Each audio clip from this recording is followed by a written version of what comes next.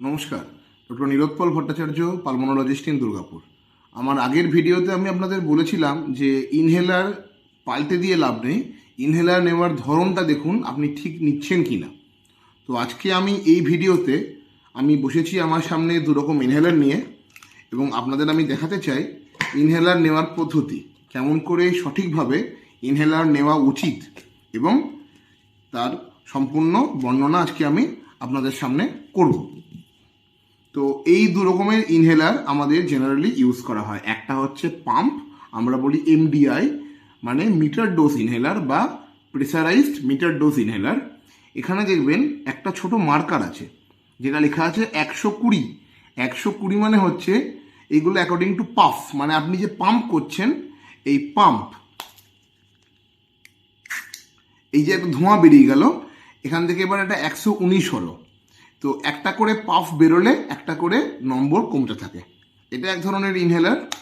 আর আরেকটা ইনহেলার হচ্ছে এইটা এবং এইটা। এটা একটা মেশিন যেটাকে আমরা রোটাহেলার বলি বা ডিপিআই ডিভাইস, মানে ড্রাই পাউডার ইনহেলার।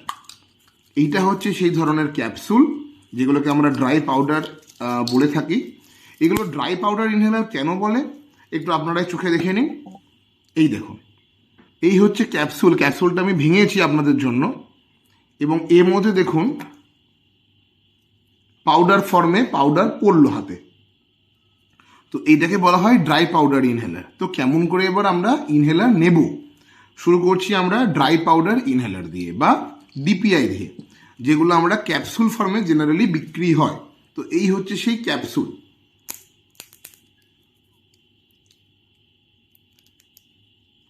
তো এই সেই ক্যাপসুল যেটা আমি এই মেশিনটার মধ্যে ভরব। মেশিনটা খুললাম, ক্যাপসুলটা ভরলাম এবং মেশিনটা আমি এখানে বন্ধ করলাম। মেশিনটার মধ্যে যেই বন্ধ করছি ওখান থেকে একটা পিন বেরিয়ে ক্যাপসুলটাকে ফাটিয়ে দিচ্ছে, যাতে ওই ধূলিকণা বা আপনি বলতে পারেন ওই ড্রাই পাউডারটা মিশে গেল ক্যাপসুলের মধ্যে ওই চেম্বারটাতে, যেখান থেকে আমি এবার এই ফুটো দিয়ে টানবো। এটা কি করে টানবো দেখে নিন।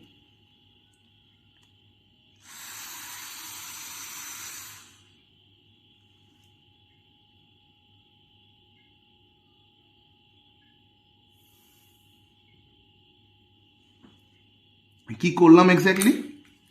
আমি লম্বা একটা শ্বাস নিলাম এবং শ্বাসটা আমি আটকে রাখলাম।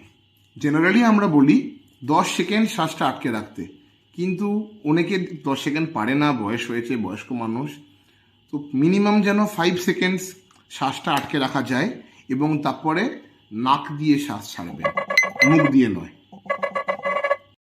ফিরে আসছি সেকেন্ড ইনহেলার নিয়ে। এটাকে বলা হয় মিটার ডোজ ইনহেলার, বা অনেক সময় আমরা বলি pressurised meter dose inhaler. Pressurised কেন? কারণ এইটা হচ্ছে যে মেডিসিন, এখানে মেডিসিনটা একটা হাই প্রেশার ফর্মে এর মধ্যে রাখা আছে, এবং আপনি যখন প্রেস করেন এটা যায় লাংসের মধ্যে। দুরকম পদ্ধতি আছে নেওয়ার। কেউ কেউ ডিরেক্টলি মুখের মধ্যে নেয়, আর কেউ এটার মাধ্যমে নেয়। এটাকে বলা হয় চুঙা বা স্পেসার। যদি ডিরেক্টলি মুখের মধ্যে আমরা নিই তাহলে যেন আমাদের হ্যান্ড প্রেসের সঙ্গে ব্রিদিং যে ফোর্সটা দিয়ে আমরা টানবো যেন একসঙ্গে ম্যাচ করে, কোঅর্ডিনেট করে, না হলে কিন্তু সাইড দিয়ে বেরিয়ে যাবে। দেখাচ্ছি আমি ডিরেক্টলি মুখের মধ্যে নিলে কি হবে আপনাকে দেখাচ্ছি আমি। যদি সঙ্গে সঙ্গে টানতে না পারেন দেখে নিন, ওপর দিয়ে বেরিয়ে গেল। এটাই যে ভুলটা অনেক লোকেদের হয়। তো কি করা উচিত?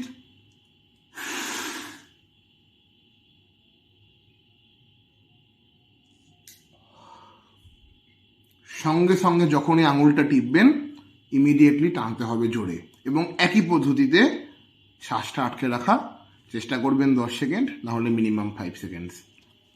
আর যদি এর থ্রু দিয়ে নেন তাহলে ব্যাপারটা আরও ইজি হয়ে গেল। এটা হলো আমাদের মাউথ পিস, আমাদের মুখটা এটা থাকবে, আর এটা হলো ইনহেলার রাখার জায়গা। ভরে দিলাম। এইটা প্রেস করলে এটার মধ্যে ওষুধটা চলে আসবে।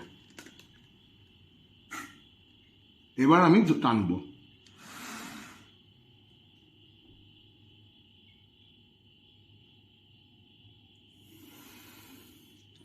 সুবিধাটা হলো এটাতে একটি ভালভ আছে,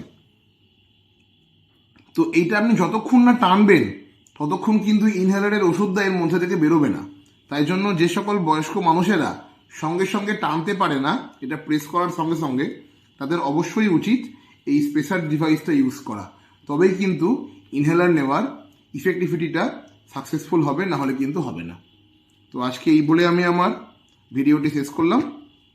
ধন্যবাদ।